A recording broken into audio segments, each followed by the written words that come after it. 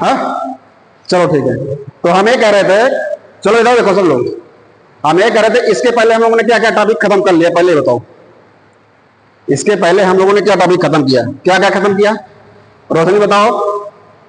हम लोगों ने सबसे पहले क्या पढ़ा था, टाइप्स ऑफ बीम पढ़ा था, और टाइप्स ऑफ सपोर्ट पढ़ा था, और सपोर्ट में कितने रिएक्शंस होते हैं वो पढ़ा था। फिर उसके बाद क्या पढ़ा हम लोगों ने, टाइप्स ऑफ लोड, वो तो हो गया ना, टाइप्स ऑफ लोड हो गया, टाइप्स ऑफ बीम हो गया। फिर कितने प्रकार के सपोर्ट्स होते हैं वो भी पढ़ा था, और सपोर्ट्स पे कौन से कितने रिएक्शंस होते हैं, क्यों होते हैं, सारी चीजें हम लोगों ने पढ़ लिया था। उसके बाद हम लोगों ने अगला टॉपिक क्या पढ़ा था, इक्विलिब्रियम इक्वेशन। इक्विलिब्रियम इक्वेशन था।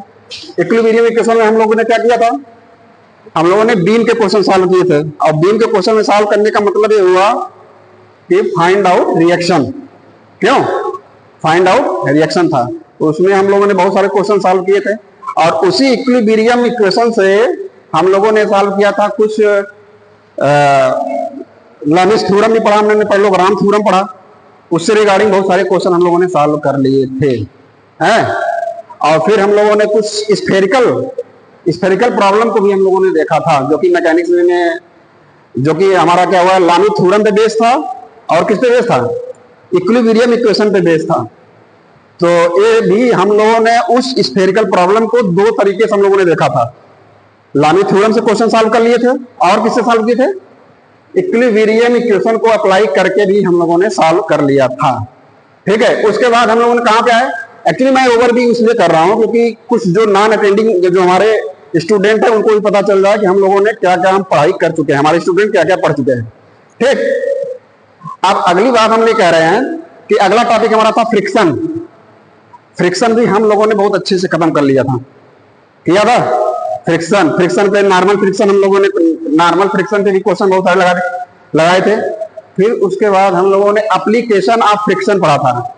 एप्लीकेशन ऑफ फ्रिक्शन में हम लोगों ने लैडर पढ़ा था, लैडर के क्वेश्चन हम लोग लगाए थे, याद है नहीं याद है, लैडर के बहुत सारे क्वेश्चन लगाए थे। उसके बाद आ गया था बेस की प्रॉब्लम। तो बेस की प्रॉब्लम थोड़ा सा तुम लोगों को टफ लग रहा था, थोड़ा सा टफ लग रहा था, तो उसको मैं थोड़ा सा स्किप कर दिया हूं। हालांकि वो भी सारे क्वेश्चन प्रॉब्लम हम सॉल्व करेंगे, लेकिन उसको मैंने क्या किया था, स्किप कर दिया था। आज हम लोग नया टॉपिक स्टार्ट करने जा रहे हैं, जिसका नाम है क्या, centre of gravity. Centre of gravity, जो कि which is very important topic, point of your syllabus and also point of your examination. क्यों ऐसा मैं कह रहा हूं, क्योंकि ये पूरा का पूरा हमारा एक यूनिट है, और इस यूनिट से, हर यूनिट से हम भी जानते हैं कि कितने क्वेश्चन आते हैं, 20 मार्क्स के लगभग आते हैं। तो ये जान लो, मैं ये 100% कह रहा हूं कि अगर ये हमारी क्लास तुम लोग पूरा कर ले रहे हो तो ये समझ लो तुम्हारे 20 नंबर कहीं नहीं गए हैं। यही चीज मैं नॉन अटेंडिंग स्टूडेंट को भी कहना चाह रहा हूं कि अगर ये क्लास तुम लोगों ने कर लिया, मेरी क्लास देख लोगे, तो तुम्हारे 20 नंबर मुफ्त में मिल सकते हैं। ठीक है। तो एक क्लास तुम लोग को करना है, और फिर चलते हैं हम लोग सेंटर ऑफ ग्रेविटी की तरफ स्टार्ट करते हैं। अगला टॉपिक भी है और नया यूनिट भी होगा, new topic and new unit भी हमारा आएगा। तो हम लोग आज देखेंगे सेंटर ऑफ ग्रेविटी। ठीक है, सेंटर ऑफ ग्रेविटी। तो सेंटर ऑफ ग्रेविटी, अब सबसे पहले हमको ये जानना पड़ेगा कि what is centre of gravity. ठीक है, सेंटर ऑफ ग्रेविटी क्या कोई बता सकता है इसके पहले? इसके पहले तुम लोगों ने इंटर में या फिर कहीं भी पढ़ा होगा सेंटर ऑफ ग्रेविटी, बता दो।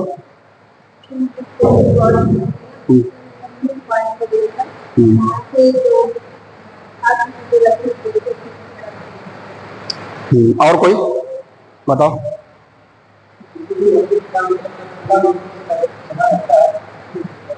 चलो बैठ जाओ, और कोई बताए, और कोई बताए।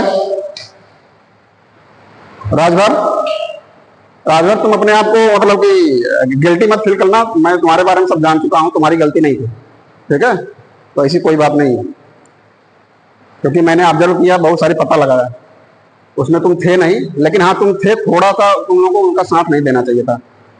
ठीक है, ये सब काट देना वीडियो में। ठीक, तो ये बात को समझ लो। फिर तो सेंटर ऑफ ग्रेविटी, तो सेंटर ऑफ ग्रेविटी हम ये कहना चाहेंगे कि क्या होता है। तो पूरी भी बॉडी, जैसे कोई भी बॉडी हो, जैसे सपोज कोई भी बॉडी हो, सपोज अगर हम ये बॉडी ले लें, ये हमारी बॉडी है एक प्रकार की, तो ये बॉडी का जितना भी वेट है, ये बॉडी का जितना भी वेट होगा, इसका वेट किसी एक पॉइंट पे पूरा का पूरा एक्ट करे। बात को समझ पा रहे हो? ये बॉडी है हमारा, इसका कुछ ना कुछ वेट होगा, तो इस बॉडी का जो वेट है किसी एक पॉइंट पे पूरा का पूरा एक्ट करे, वो हमारा क्या कहलाएगा? सेंटर ऑफ ग्रेविटी कहलाएगा। अच्छा, ग्रेविटी, सेंटर ऑफ ग्रेविटी के नाम क्या है? ग्रेविटी मतलब जो कोई भी बॉडी अगर इक्विलिब्रियम में है, हवा में तैर रही है या फिर लटक रही है, तो जाहिर सी बात है इसको अगर हम छोड़ेंगे तो कहां जाएगा? ये बॉडी नीचे की तरफ जाएगा, अगल बगल तो नहीं जाएगा ना, ऊपर नीचे। तो इसका मतलब ग्रेविटी के थ्रू, ग्रेविटी हमारा एक just like a force, gravity क्या होता है? Just like a force. वो ग्रेविटी जो फोर्स इसके सेंटर ऑफ ग्रेविटी पे अपनी की तरफ खींच रहा हो और उस पॉइंट पे खींच रहा हो जिस पॉइंट पे इस पूरे बॉडी का वेट एक्ट करता हो, वही हमारा क्या कहलाएगा? Centre of gravity. ये रही पहला पॉइंट। दूसरा पॉइंट क्या है कि इसका पोजीशन चाहे जैसे हो, चाहे ऐसे हो, चाहे ऐसे हो, चाहे ऐसे हो, चाहे ऐसे हो, इसका पोजीशन हम कुछ भी कर दें, बात को समझ पा रहे हो? इसका पोजीशन हम कुछ भी कर दें, फिर भी हमारा centre of gravity point same रहेगा। ऐसा नहीं कि इसको ऐसे कर दें तो सेंटर ऑफ ग्रेविटी का पॉइंट चेंज हो जाएगा, ऐसा कुछ नहीं है। ऐसे कर दें तो ऐसा नहीं है, मतलब इस बॉडी का पोजीशन कुछ भी कर दो तुम, चाहे जैसे कर दो, सेंटर ऑफ ग्रेविटी का पॉइंट सेम रहेगा। बात को समझ पा रहे हो नहीं समझ पा रहे हो? हाँ, तो ये बात हो गई। तो इसका मतलब जब किसी बॉडी का पूरा वेट किसी एक पॉइंट पे एक्ट करे, that point is known as centre of gravity. ठीक है, that point on which the whole weight of that body is act is known as centre of gravity. तो सेंटर ऑफ ग्रेविटी इनको समझ में आ गई बात। अच्छा, हम तुमको कहें कि तुम्हारा सेंटर ऑफ ग्रेविटी क्या है? हर एक बॉडी का सेंटर ऑफ ग्रेविटी होता है, कोई भी बॉडी हो जाए, चाहे छोटी हो जाए चाहे बड़ी हो जाए, कोई भी बॉडी हो जाए उसका सेंटर ऑफ ग्रेविटी होगा। अगर हम तुमसे कहें कि तुम्हारा सेंटर ऑफ ग्रेविटी क्या होगा, तो क्या कहोगे? अरे भाई, जिस पॉइंट पे तुमको मैं लटका दूं और उस पॉइंट पे तुम पैरेलल लटके रहो, हाँ, वही तुम्हारा क्या हो जाएगा? सेंटर ऑफ ग्रेविटी हो जाएगा। मतलब तुम्हारा वेट जिस पॉइंट पे होगा, रस्सी से तुमको बांध के लटका दे, खासकर वास्तव में अगर लटका दिया जाए तो लटका दिया जाए, उस पे पॉइंट पे तुम पैरेलल देते रहो, तो तुम्हारा क्या हो जाएगा? वही सेंटर ऑफ ग्रेविटी हो जाएगा। अब अगला टर्म हमारा आ जाएगा, अगला टर्म हमारा सेंट्रोइड। अगला क्या आ जाएगा? सेंट्रोइड। सेंट्रोइड, ये टर्म हमारा क्या हो गया? सेंट्रोइड। तो सेंट्रोइड क्या होता है? सेंट्रोइड क्या होता है? Centroid is just like a centre of gravity. मतलब कोई भी एरिया, किसी भी बॉडी का एरिया हमारा होगा, उस एरिया कोई भी बॉडी का होल एरिया जिस पॉइंट पे एक्ट करे, वो हमारा क्या कहलाएगा? सेंट्रोइड कहलाएगा। बात को समझ पा रहे हो? मतलब जिस पॉइंट पे किसी भी बॉडी का एरिया एक्ट करे, वो क्या कहलाएगा? सेंट्रोइड कहलाएगा। और सेंटर ऑफ ग्रेविटी क्या कहलाएगा? जिस बॉडी का पूरा वेट किसी एक पॉइंट पे एक्ट करे। नहीं समझे? तो there are no difference between centre of gravity and centroid. Center of gravity is defined by its weight and centroid is defined by its area only. There are no any types of different. Both are at any one point, at one point only. Got it my point? समझ गए? सबको समझ गए?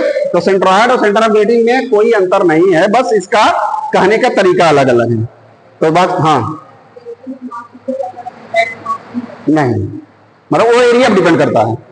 Centroid जो है हमारा area पे depend करता है, और सेंटर ऑफ ग्रेविटी किस पे करेगा? वेट पे करेगा, या फिर वेट जहां होगा वहां मास होगा। वेट जहां होगा वहां मास होगा। क्यों? क्योंकि हम जानते हैं क्या कि W इक्वल टू क्या हो जाएगा? mg। तो जहां वेट होगा वहां मास होगा, सीधी सी बात है। इतनी बात समझ में आ गई, इतनी बात आगे समझने, सेंट्रोइड भी समझ में आ गया। तो अब कुछ बात करते हैं स्टैंडर्ड। जैसे मान लो सेंट्रोइड क्या होता है। अब सेंट्रोइड डिफरेंट टाइप्स के जो सब ऑब्जेक्ट होते हैं या बॉडी होती है, उसके कैसे, अगर मान लो कोई लीनियर रॉड है, suppose that this is a linear rod, तो इसका सेंट्रोइड कहां होगा? इसका मिड पॉइंट होगा। मैं स्टैंडर्ड फिगर की बात कर रहा हूं। हमारे पास स्टैंडर्ड फिगर कौन कौन से हो सकते हैं? रॉड हो सकता है, रेक्टेंगुलर हो सकता है जो कि हमको अननोन है, अरे सॉरी नोन है। रेक्टेंगुलर सेक्शन हो सकता है और सर्कुलर सेक्शन हो सकता है, ट्रायंगल सेक्शन हो सकता है। अरे भाई ये सब स्टैंडर्ड है, ये सब के बारे में हम लोग को पहले जाना है, बात को समझो। ये सब हम पहले जानते हैं क्योंकि हमारे स्टैंडर्ड फिगर हैं। बात को समझ पा रहे हो? तो इसी तरीके से अगर हम कहें, अगर ये रॉड है तो इसका सेंट्रॉइड क्या होगा? मिड पॉइंट होगा। सेंट्रॉइड है, सेंट्रोइड मिड पॉइंट होगा। अगर हम कहें रेक्टेंगुलर सेक्शन है, अगर हम कहें रेक्टेंगुलर सेक्शन है तो इसका क्या हो जाएगा? अगर ए बी है, अगर ए बी है और ए क्या है? डी है, क्रॉस सेक्शन। क्रॉस सेक्शन तो हमने बता रखा है पहले से ही होता है। कोई भी बीम हो, कोई भी बॉडी हो, उसको काट दो और काट करके उसका एनालिसिस करो तो क्या हो जाएगा? हमारा क्रॉस सेक्शन हो जाता है। तो ए अगर बी है, अगर ए डी है तो इसका सेंट्रोइड क्या हो जाएगा? इसका मिड पॉइंट जहां से गुजरे, बी का मिड पॉइंट जहां से गुजरे, मतलब बी का मिड पॉइंट जहां से पास करे और डी का मिड पॉइंट जहां से पास करे और एक दूसरे को जहां क्रॉस कर दे। नहीं समझे भाई? ये रेक्टेंगुलर सेक्शन है, ये रेक्टेंगुलर सेक्शन का मिड पॉइंट जहां से पास करे, बी से हमने इसका मिड पॉइंट क्या होगा? ए होगा, यहां से पास किया, और इसका डेप्थ क्या होगा? ए होगा, यहां से हमारा पास किया, और ये पास करने के चक्कर में जहां पे एक दूसरे को क्रॉस कर दे, एक दूसरे को क्रॉस कर दे, वही हमारा क्या कहलाएगा? सीजी कहलाएगा। हम यहां पे ये भी बताना चाहेंगे कि सेंटर ऑफ ग्रेविटी को हम सीजी से डिनोट करेंगे, ठीक है? We always denote centre of gravity by its abbreviation of CG. हाँ, तो हमने CG, centre of gravity, CG का मतलब क्या हुआ? Centre of gravity. इतनी बात समझ में आ गई? तो ये स्टैंडर्ड है, ये हमारे पास स्टैंडर्ड फिगर है, इसलिए हमको पता होना चाहिए कि इसका सीजी क्या होगा। हो गया? पता हो गया। इसी तरीके से ट्रायंगल सेक्शन हो जाएगा, तो ट्रायंगल सेक्शन हो जाएगा, तो ट्रायंगल सेक्शन इस तरीके से होता है। तो कैसे हो जाएगा? इसका मान लो अगर ये एच है, अगर इसकी हाइट एच है और ए बीथ हमारा मान लो बी है, तो इसका सेंट्रोइड कहां से एक्ट करेगा? इसका बेस से कितना एक्ट करता है? कितना एक्ट करता है बेस से?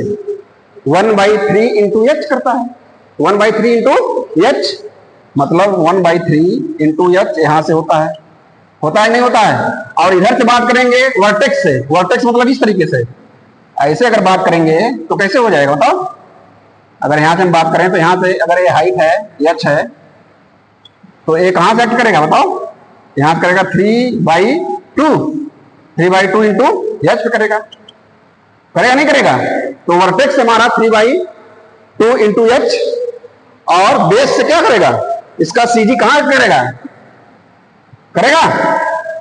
तो ये हमारा हुआ स्टैंडर्ड सेक्शन का।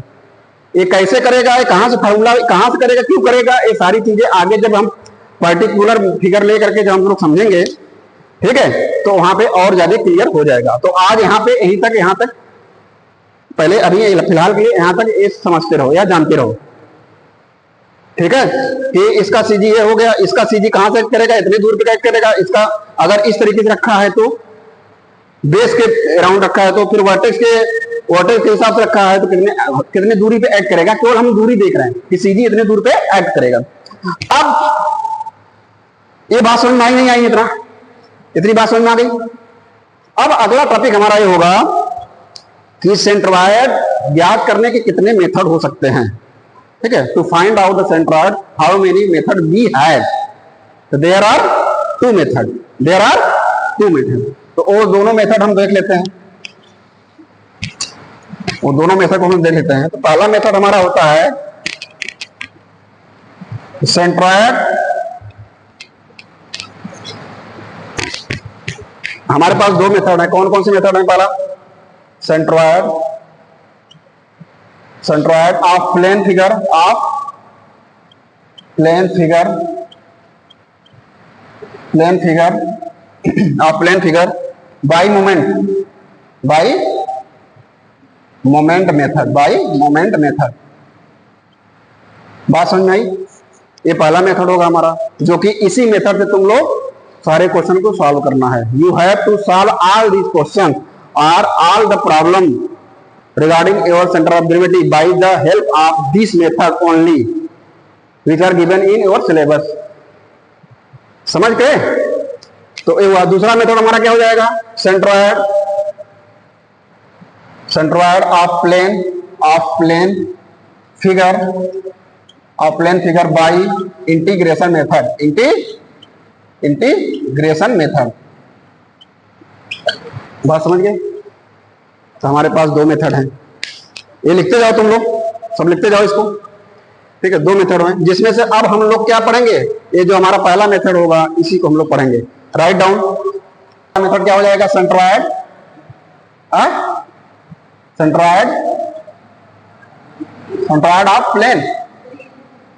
ऑफ प्लेन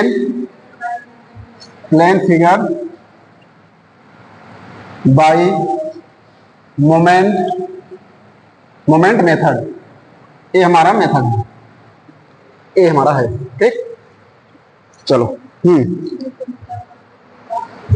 अभी क्या कर रही हो, ये सब अभी रुकी हो, हमको अब चलने दो। सारी चीज, एक भी चीज नहीं छूटेगी, सारी चीज आ जाएगी समझ में। अभी हमको चलने दो जहां से मैं चल रहा हूं, ठीक है। किसमें बैठे, इसी में फिर किए थे, ठीक। अब हम लोग देखते हैं इस मेथड से क्या होगा। तो पहले हम लोग इसको समझते हैं। मान लो हमारा ये वाई एक्सेस है, और ये कौन सा एक्सेस है, एक्स एक्सेस है। Y axis everything is okay, ये एक्स एक्सेस, और ये क्या हो जाएगा, वाई एक्सेस। हाँ, हमारा एक्सेस है, क्या है, प्लेन है ना, ये प्लेन में है ना, ये 3D तो नहीं। प्लेन का मतलब क्या हुआ, 2D। प्लेन का मतलब क्या हुआ, 2D। मान लो कोई एरिया हमारा है, ये एरिया है। अब तुम यहां पे एक क्वेश्चन पूछ सकते हो, अच्छा ये जो एक्स एक्सेस वाई एक्सेस है, इसके तो 4 कोऑर्डिनेट होते हैं ना, तो हमने इसी कोऑर्डिनेट में क्यों लिया, फर्स्ट कोऑर्डिनेट में हम क्यों एनालिसिस कर रहे हैं। किसी भी बॉडी को हम फर्स्ट कोऑर्डिनेट में रख करके एनालिसिस करना चाह रहे हैं, उसका मोमेंट निकालना चाह रहे हैं, पॉजिटिव होती है। ये भी एक मेथड हो सकता है, या फिर ये भी एक कहना हो सकता है कि भाई सारे कोऑर्डिनेट चाहे एक्स एक्सिस का हो चाहे वाई एक्सिस का हो, सारे पॉजिटिव होते हैं। लेकिन हम यहाँ ये भी अगर हम कहें तो ये भी इसका एग्जैक्ट इसका आंसर नहीं हो सकता। क्यों? क्योंकि जितने भी डिस्टेंस हम निकालेंगे, सेंट्रोइड निकालेंगे जिसका भी, हमेशा डिस्टेंस पॉजिटिव नहीं होती है। चाहे निगेटिव आए तब पर भी उसको पॉजिटिव हम कंसीडर करेंगे, और जो पॉजिटिव आती है तो पॉजिटिव तो आती ही है। तो इसलिए हमें ये फर्क नहीं पड़ता कि हम किस कोऑर्डिनेट में किसी भी बॉडी को रख करके एनालिसिस करें। तो इसलिए हम पहला देयर आर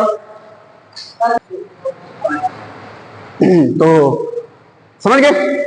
अब हम इस बॉडी को फर्स्ट कोऑर्डिनेट में रख दे रहे हैं, और इस कोऑर्डिनेट इसका हम सोच रहे हैं कि इसका मूवमेंट कहां होगा, किसके अबाउट, एक्स एक्सिस के अबाउट और वाई एक्सिस के अबाउट, दोनों के अबाउट हम देखना चाह रहे हैं कि इसका मूवमेंट, इसका क्या होगा, इसका सेंटर ऑफ ग्रेविटी क्या होगा, सीजी क्या होगा। तो हम क्या करते हैं, इसको डिफरेंट एरिया में हम क्या करें, डिवाइड कर लें। एक एरिया A1, 1 2 3 4 और 5। ये एरिया हमारा पहला हो गया, दूसरा हो गया। टाइम हो गया क्या, बोलो टाइम हो गया क्या। अब मान लेते हैं इस एरिया का जो सेंटर है वो क्या है, x1 है। वाई एक्सिस से मान लेते हैं ये एरिया कितने दूरी पे है, x1, और इसका मान लेते हैं क्या है, x2। इसका मान लेते हैं x2, इसका मान लेते हैं x3, ठीक है। इसका मान लेते हैं x4, ठीक है। और इसी तरीके से इसका भी क्या हो जाएगा, डैश डैश डैश, मतलब बहुत सारे एरिया हो जाएंगे। तो हम देख लेते हैं यहाँ तक, 4 तक देख लेते हैं, ये हो गया, ठीक। ए इसको O मान लेते हैं, तो O वाई से कितने दूरी पे है, ए एरिया कितना, x1, ए एरिया x2, मान लेते हैं इसका CG, मान लेते हैं इसका CG इतने दूरी पे है। और हर एक एरिया का जो होगा, A1 होगा, A2 होगा, मान लेते हैं इसका A2, A3 होगा, और A4 होगा, डैश डैश डैश, इस तरीके से होगा। जितने भी हमारे एरिया होंगे मान लेते हैं, समझ गए। तो यहाँ पे लेट कर सकते हो तुम लोग, यहाँ पे लिख सकते हो कि वेयर, यहाँ पे लिख सकते हो where x1 is equal to CG of, यहाँ पे क्या लिख सकते हो, x1 is CG, distance of CG, यहां लिखोगे distance of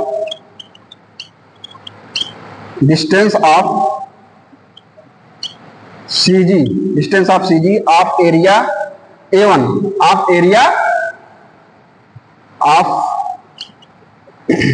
CG of area A1 from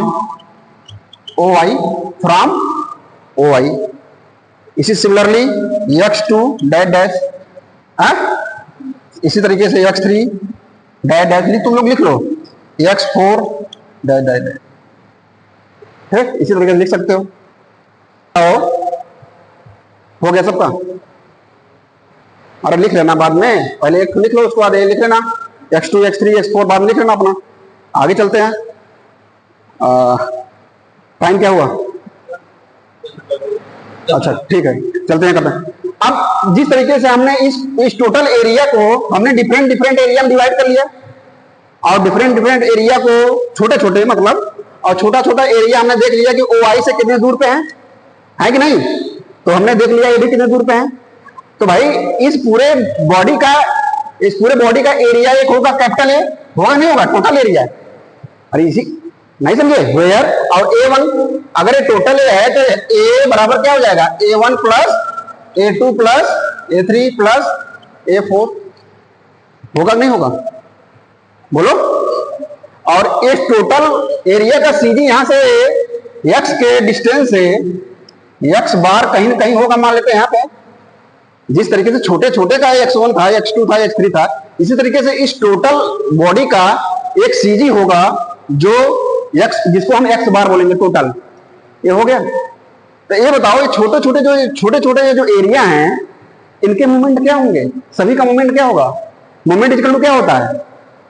moment equal to क्या होता है? हाँ, area into distance.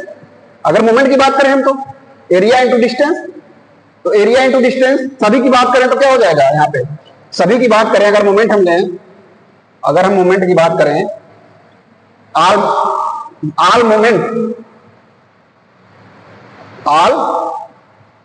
Moment of small areas, ठीक, क्या हो जाएगा यहाँ पे बताओ? तो बराबर क्या हो जाएगा? A1 x1 होगा नहीं होगा? A2 x2 A3 x3 बोलो plus A4 x4 dash dash dash, और यही टोटल मूवमेंट के बराबर हो जाएगा। टोटल मूवमेंट क्या है हमारा? टोटल मूवमेंट क्या हो जाएगा बताओ? टोटल मूवमेंट क्या हो जाएगा? A x बार, इसके बराबर हो जाएगा। तो यहां से x बार क्या हो जाएगा? x बार क्या हो जाएगा? A1 plus x1 plus A2 x2 plus A3 x3 dash dash dash upon A कहां आ जाएगा? A आ जाएगा यहां। और जहां पे A1 क्या है, जहां पे A क्या है, जहां पे A क्या है बताओ?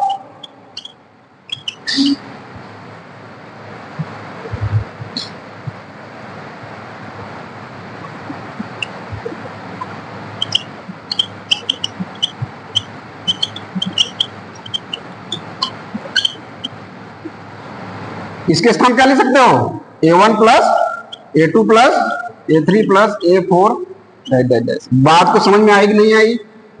ये बात समझ में आई नहीं आई यहाँ पर?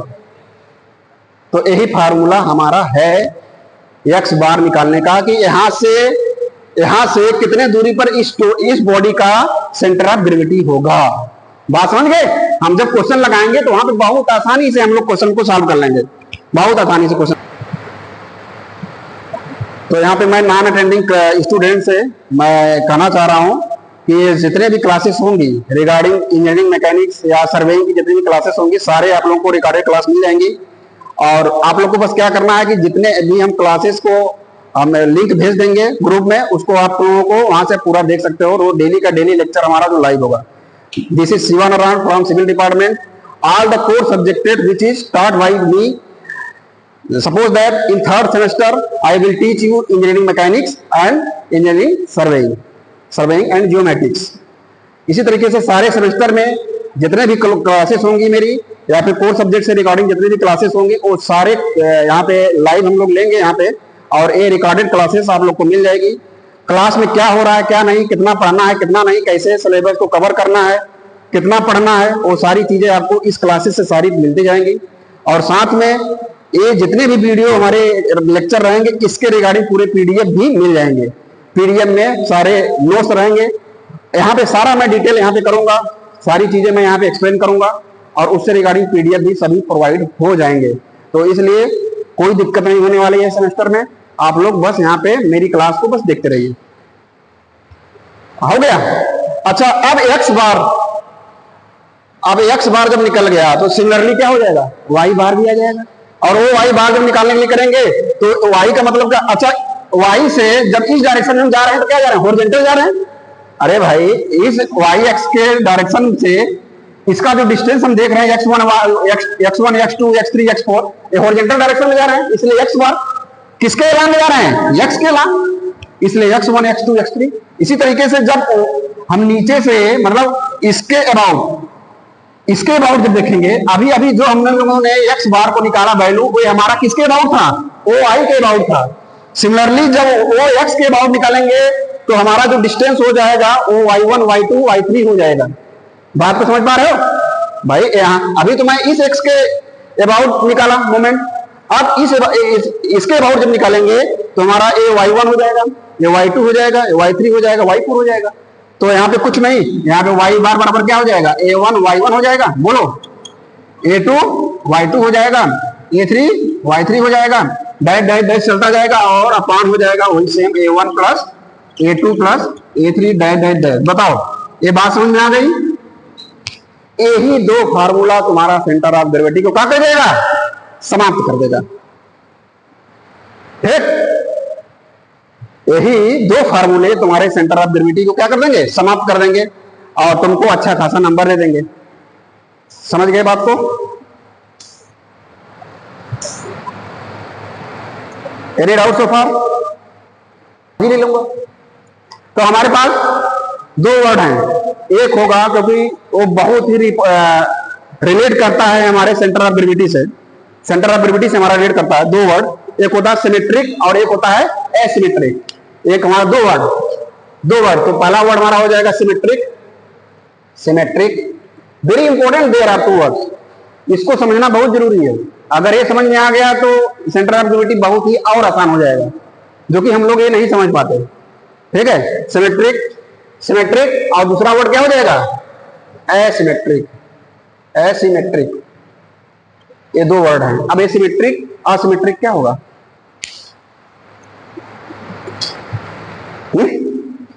क्या होगा? देखो इसी देख लो, पहले प्रैक्टिकली देखें उसके बाद चलते हैं वहां पे। सिमेट्रिक मतलब क्या होता है, एक जैसा। सिमेट्रिक मतलब सिमिलर, मतलब एक जैसा। और एसिमेट्रिक मतलब जैसे इसी को उल्टा, मतलब एक जैसा नहीं। सपोज दैट अगर हम सिमेट्री की बात करें, अगर हमारे पास एक रेक्टेंगुलर सेक्शन है,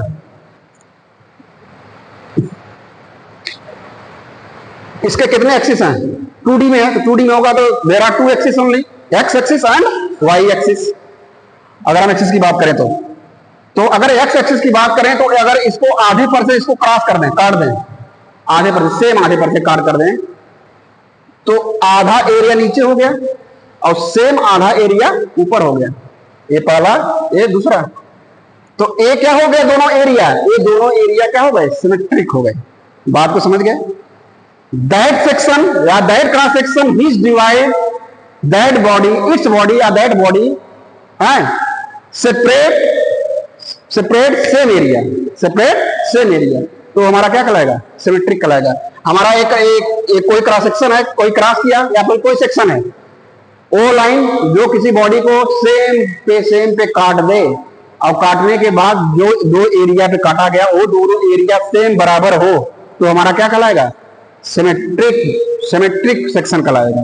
अब आ जाओ इसको थोड़ा सा स्टैंडर्ड भाव में समझते हैं। स्टैंडर्ड भाव में कौन सा सेक्शन इसको दो भागों में काटा गया, कौन काटा, एक्स एक्सिस इसको दो भागों में काटा। मतलब ए हमारा सेक्शन को दो भागों में काटा गया या काटा जा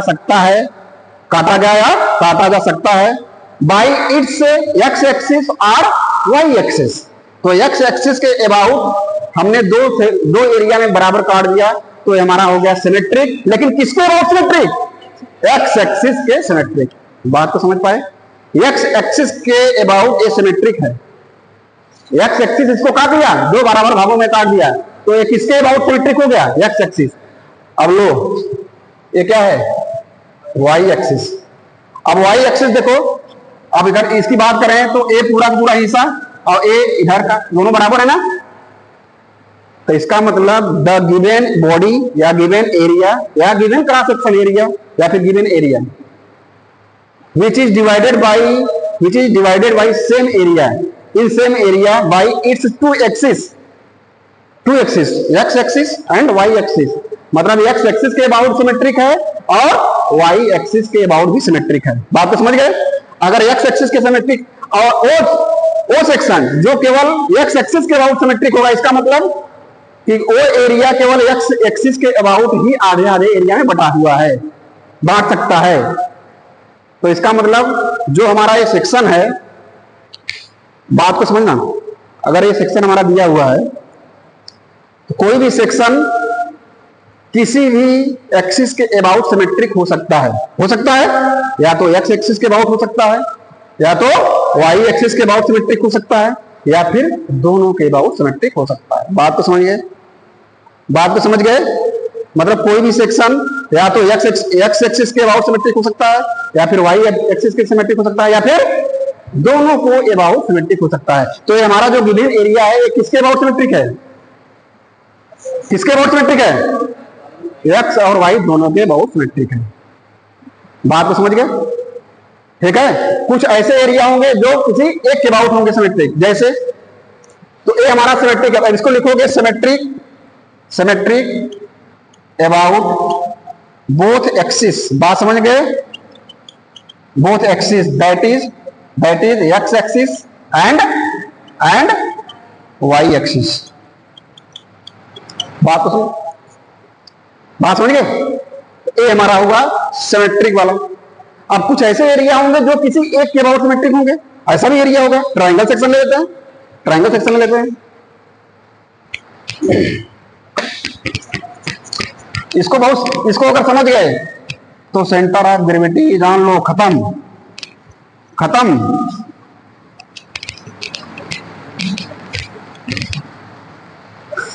सारी क्लासेस मतलब सारे पॉइंट क्लियर हो रहे हैं ना पूरे? मान लो ये हमारा ट्रायंगल सेक्शन हो गया। कौन सा ऐसा एक्सिस है जो इसको बराबर बराबर दो भागों में बांट सकता है? बताओ। है? ये देखो ना, ये दोनों कैसे बोलो, बांट के दिखाओ। दोनों कैसे बांट दो? नहीं बांट कर देगा, ऊपर कुछ हो जाएगा, नीचे कुछ हो जाएगा। तो वाई एक्सिस ही एक ऐसा एक्सिस है जो इस गिवन सॉलिड को दो बराबर हिस्सों में बांट सकता है। तो ये किसके अबाउट सिमेट्रिक हो गया? वाई। द गिवन सॉलिड या given area is symmetric about Y axis only. X axis के अबाउट नहीं है ना। अब यहाँ पे देखो एक्स एक्सिस के नहीं है, वाई के एक्सिस। तो ऐसे डिफरेंट टाइप्स ऑफ एरिया हमको दिए रहेंगे और हमको ये जानना पड़ेगा कि जो एरिया दिया हुआ है वो किसके अबाउट सिमेट्रिक है। इसको अच्छा बताने का हमको मतलब क्या निकला? हम डायरेक्ट बता देंगे, क्योंकि हमारे पास दो फार्मूले हैं, एक्स एक्सिस बराबर और वाई बराबर, है कि नहीं है ना? अब देखो यहाँ पे बहुत ही मतलब इंपॉर्टेंट चीज बता रहा हूँ तुम्हारे लिए। तुम्हारा आधा काम समाप्त हो जाएगा केवल क्वेश्चन को देखते ही। मान कि हमको कौन सी वैल्यू निकालनी है, केवल दोनों निकालने की चेष्टा कभी मत करना। Don't try to find out the x bar और वाई बार साइमल्टेनियसली। ठीक है? पहली बात तो तुमको फिगर देख करके, जैसे अगर ये तुमको फिगर दिया हुआ है तो इस फिगर को देख करके तुमको क्या समझ आया कि given solid is symmetric about Y axis. तो वाई एक्सिस पे, तो इसका मतलब सीधी भी इसका वाई पे ही कहीं ना कहीं होगा। वाई पे ही, ये 100% क्लियर है। जिसके अबाउट सिमेट्रिक होगा उसका सीधी उसी लाइन पे ही होगा, कहीं ना कहीं होगा। ये हमको नहीं पता, तो केवल तुमको क्या निकालना रहेगा? वाई बार। तुम्हें एक्स बार निकालने की जरूरत नहीं। अब बात समझ आ गई? कितना आसान हो गया तुम्हारा प्रॉब्लम। अभी मैं प्रॉब्लम लगाऊंगा, चुटकी में प्रॉब्लम लगेंगे। समझ गए? अगर वाई एक्स के अबाउट सिमेट्रिक होता तो एक्स बार को निकालते। जैसे यहाँ पे तुम क्या करोगे? एक्स बार भी निकालोगे और समझ गए?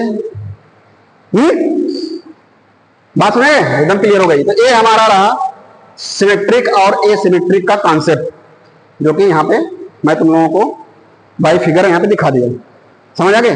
अब प्रॉब्लम को लिया जाए और सॉल्व किया जाए, कोई भी प्रॉब्लम। ठीक है, सिंपल सा प्रॉब्लम लिया जाए और उसको सॉल्व किया जाए, कोई भी प्रॉब्लम। 130 150 130 150। एक प्रॉब्लम ले लेते हैं हम लोग।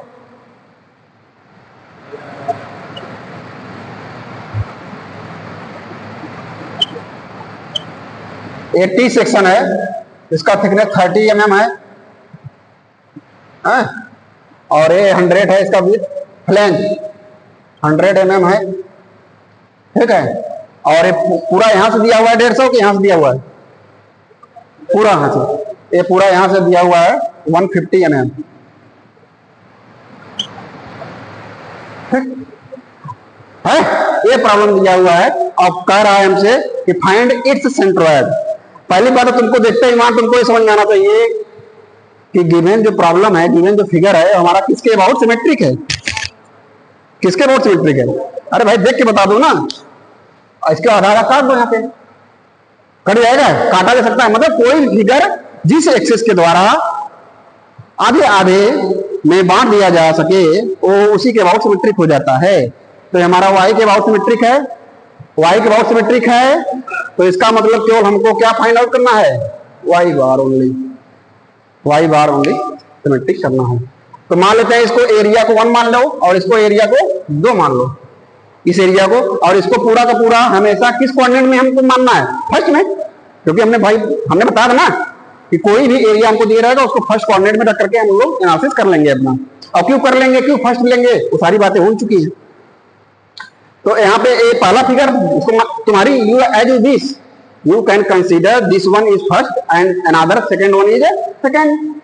इसको तुम सेकंड कर सकते हो, इसको फर्स्ट कर सकते हो, इसको फर्स्ट, तुम्हारी मर्जी, कोई दिक्कत नहीं है उससे। ये भी कंफर्म हो गया। तो ये बताओ इसका A1 क्या हो जाएगा, यहां से अगर हम बात करेंगे तो इसका A1 क्या हो जाएगा, A1 मतलब इसका area, B into D, B into D, तो कितना हो जाएगा 100 इंटू 30, कितना होगा बोलो। अरे भाई इसमें क्या बोलना है, 3000 mm स्क्वायर, बोलो। एरिया A1 हो गया। इसी तरीके से A2 बराबर कितना हो जाएगा। अच्छा A1 के साथ साथ क्या निकलना होगा हमको, Y1 निकलना होगा ना, तो Y1 निकलना होगा। तो Y1 कैसे निकलेगा, मतलब नीचे से इसकी दूरी, नीचे से इसका CG यही हुआ ना, ये इसका CG, इस डायग्राम का CG यही तो है, और यहां से कितनी दूरी पे है यही हमको निकालना है। तो यहां से यहां तक डिस्टेंस कितना हो गया, ये डिस्टेंस 150 में से 30 घटा दोगे तो यहां तक डिस्टेंस आ जाएगी, कितना हो गया 130, सॉरी 130, हाँ 130, और 130 और इसका आधा 130 हो गया, और प्लस इसका हाफ, सॉरी 120, और इसका हाफ कितना हो जाएगा 15, ये टोटल कितना हो जाएगा, बोलो। यहां तक कोई दिक्कत, एकदम ध्यान से समझना, सेंटर ऑफ ग्रेविटी हवा हो जाएगी।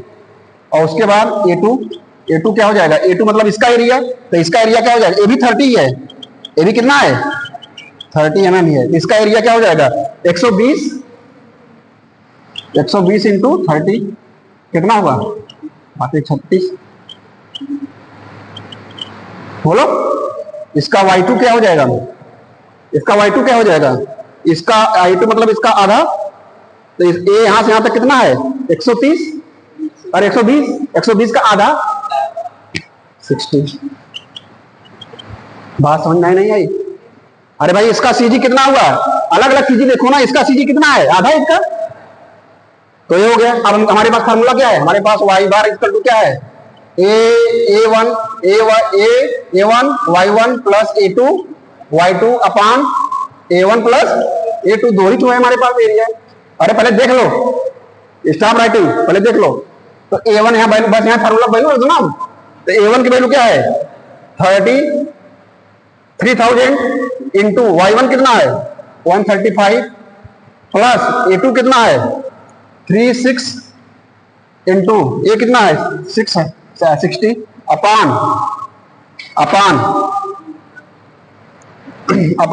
3000 और प्लस 3600। इसको सॉल्व करो और वाई बार की वैल्यू बता दो हमको कितना आया। इसको जल्द से जल्द सॉल्व करो।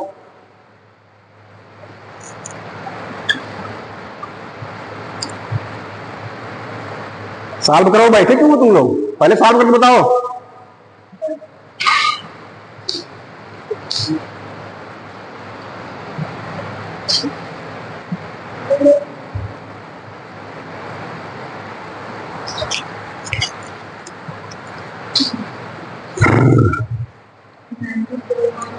Answer is next 9009।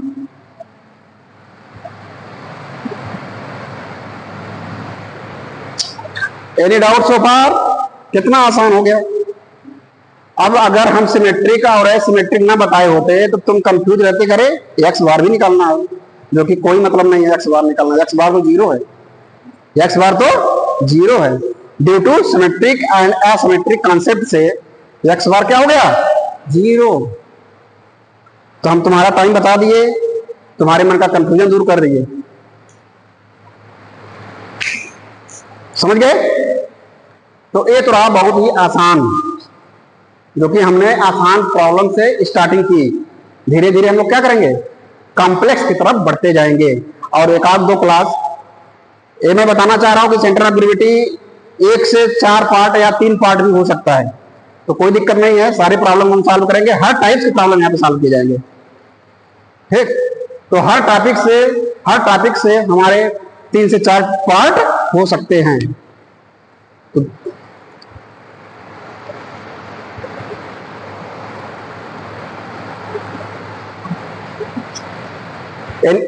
आसान हो गया, समझ में आ गया।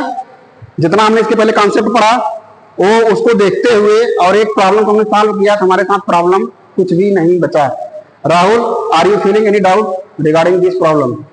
नो? तो सही है। चलो अब टाइम बताओ, नहीं तो चले। हाँ तब रहेंगे। तो मिलते हैं फिर नेक्स्ट क्लास में, ठीक है? यहीं तक। नेक्स्ट क्लास में कुछ कॉम्प्लेक्स लेंगे प्रॉब्लम, नेक्स्ट क्लास को लेना है, कोई जाएगा नहीं, ठीक है? चलो थैंक यू, काट दो इसको।